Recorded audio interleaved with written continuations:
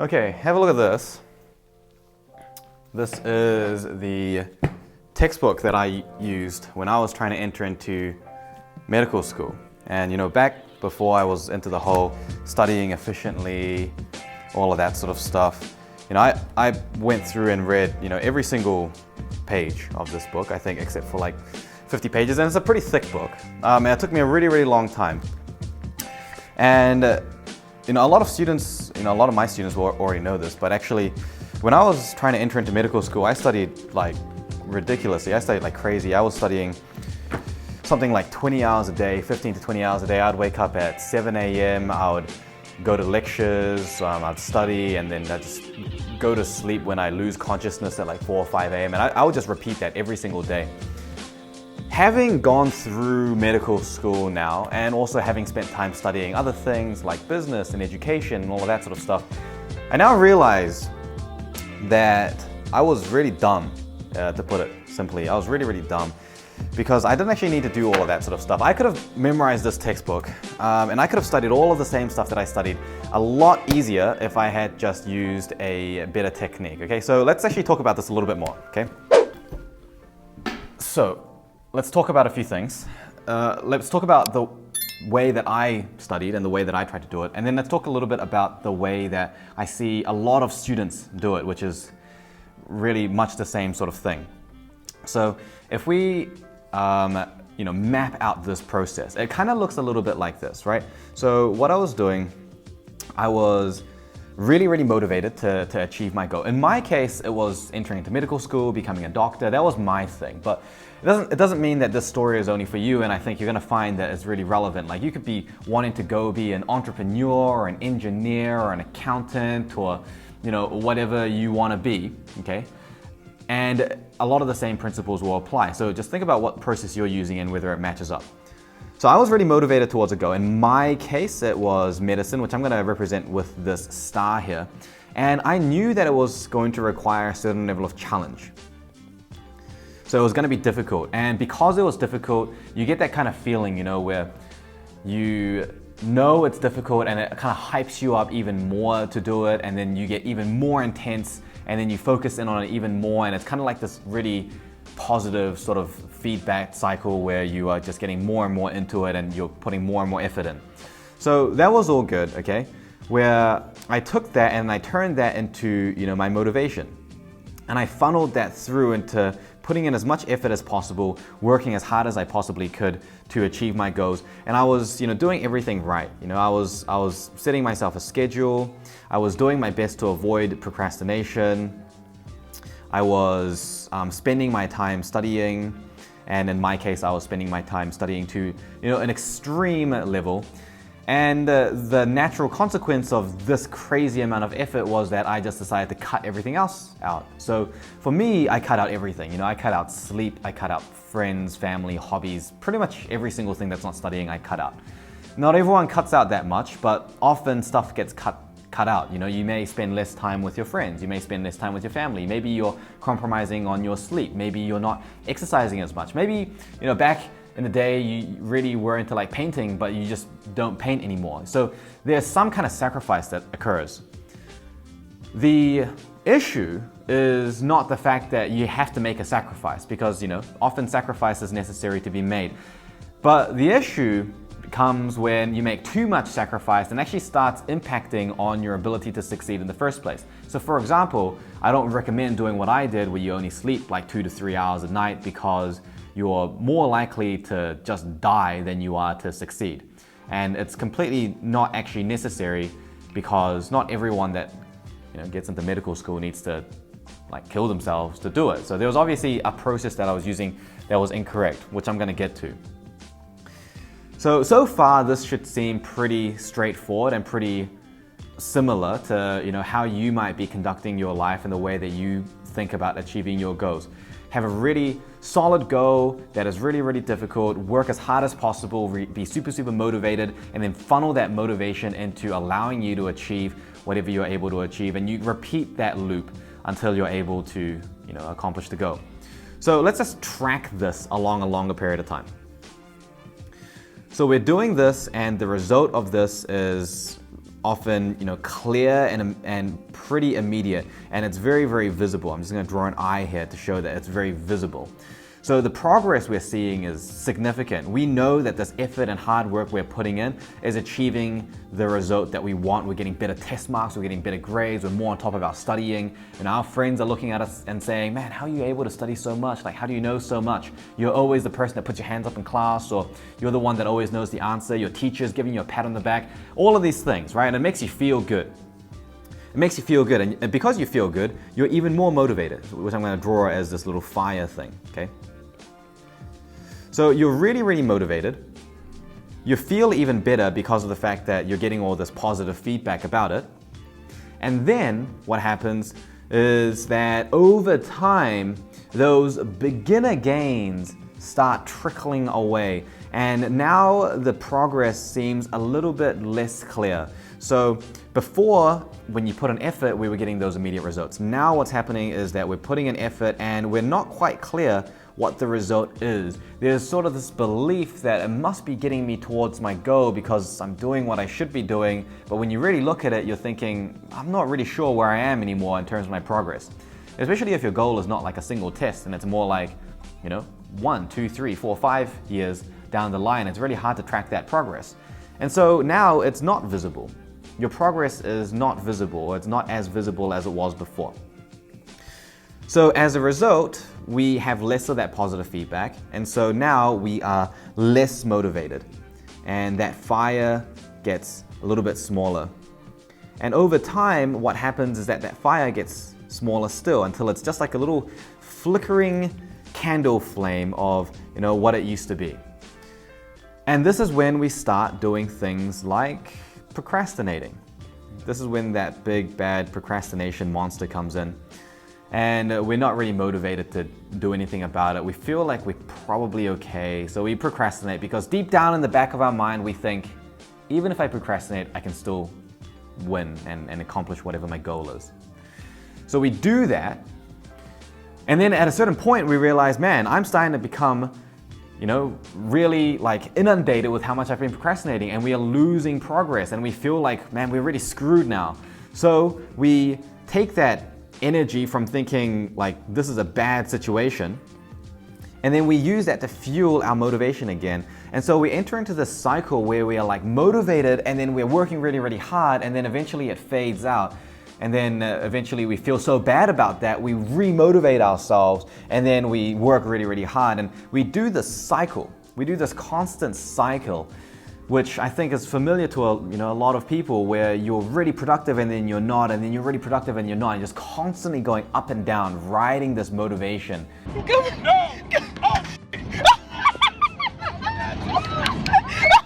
Flux. And so the question that naturally comes up is, well, how can I stay more motivated? Or in some people, it's, why am I not able to motivate myself? And it almost feels like there's something wrong with me because you can't motivate yourself properly. And this is really, really common. So I started the story by saying that this is a story about, what I was trying to do. But this is also the same way that a lot of other people are trying to do it. This is the way that a lot of my friends did it, maybe not to that extreme. This is the way that a lot of our students will do it. There are hundreds and thousands or hundreds of thousands of people that are doing the exact same thing or some kind of variation of it, where we start off with some kind of motivation that gets us toward this big, grand, ambitious goal. We funnel all that effort in, we see some progress, and we enter into this constant cycle of being motivated and demotivated and productive and not productive again and again and again. And then something actually happens there, which is that at the end result of this, at the end result of all of this, some of us will make it in and some of us won't make it in. And then so some people we'll just say some people will win and then some people will lose. But why is that some people will win and some people will lose when we're all trying our hardest and we're doing our best? And the reason is because effort is overrated. Effort is overrated in that it's not really about how hard you're trying. It's a combination of how hard you're trying and what you're doing with that effort. So the analogy I always give is when you see a fly, flying into a window, and it flies into the window again and again and again and again. And you look at that fly and you think, I'm going to let this fly out. So you open the window, you open it a little bit of a crack, and then it continues to fly into the window, and you're like, okay, let me just open it all the way. You push it open as far as it can go. And the fly continues to just fly into that window, and you're thinking, man, if you move 20 centimeters to your left, you could be out there and free. But that fly can fly into the window so many times that it dies. And then it just sits there on your windowsill that you have to later then clean up. And this is the way that a lot of us think about effort, is that we think that if we continue to fly into the window enough, we will somehow either break the window or pass through it. Okay, and for that fly, like maybe its soul like passed through it, as it died. But I'm presuming that you don't want to achieve your goals post-mortem. So it's not clearly about just having the effort. It's actually a combination of having the effort and also being in the right direction of applying the effort. And this is the difficult part, because we're so trained to think about success being tied to your motivation that we don't realize that the motivation is not what we need to be depending on. And actually, this cycle that I talked about, there's actually a name for this. This constant cycle, this leads to something called willpower exhaustion. Sometimes it's otherwise called ego depletion. And willpower exhaustion and ego depletion means that you have all this motivation, and every time you use it up, you have a little bit less left. And it's a little bit more complicated than that, and motivation is, there's a lot of factors that influence motivation.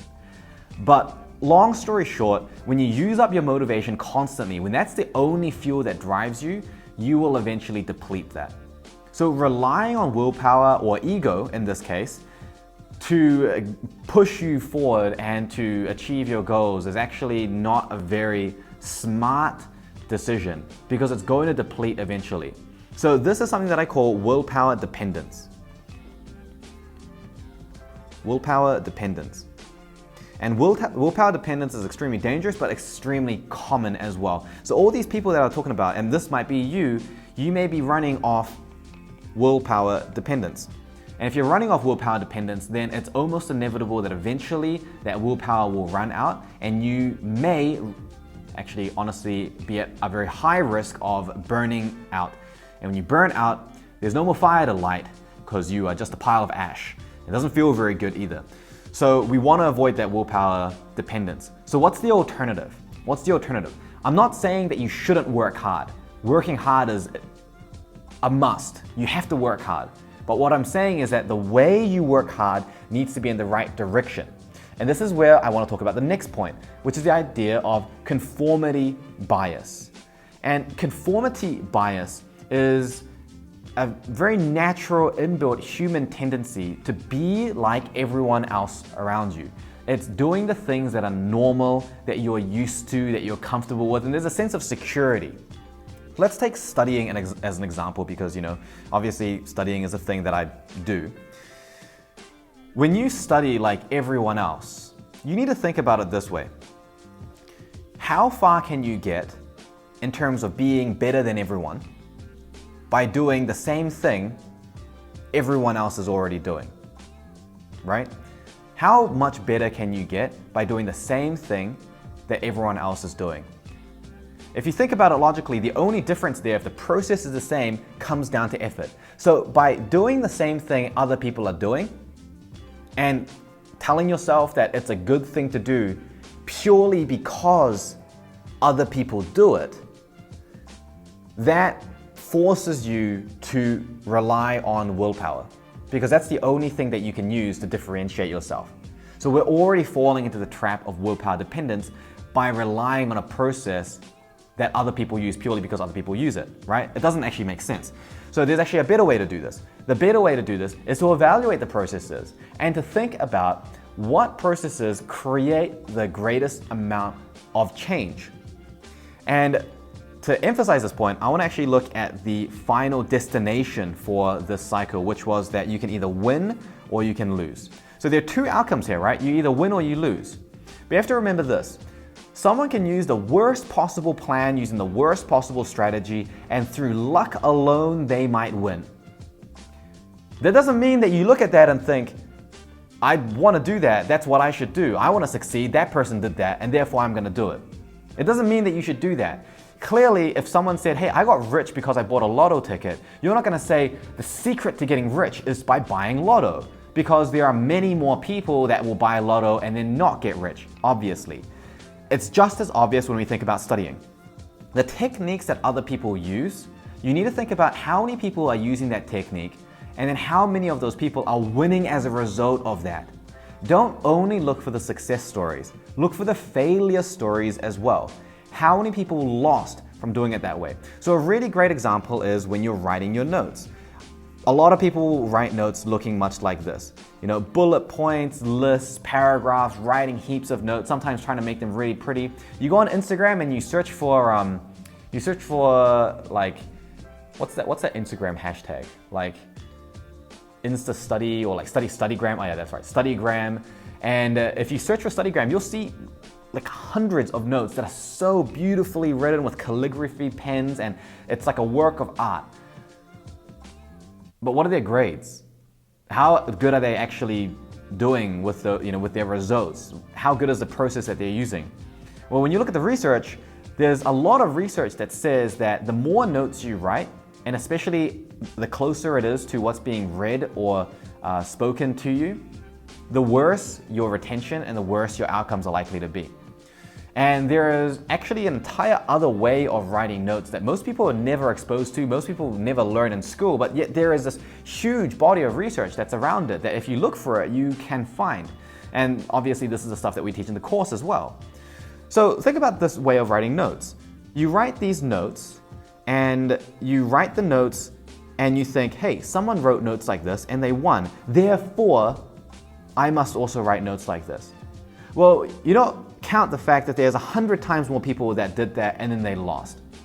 So in this situation, this would be a bad decision because the process leads to loss more times than it leads to win.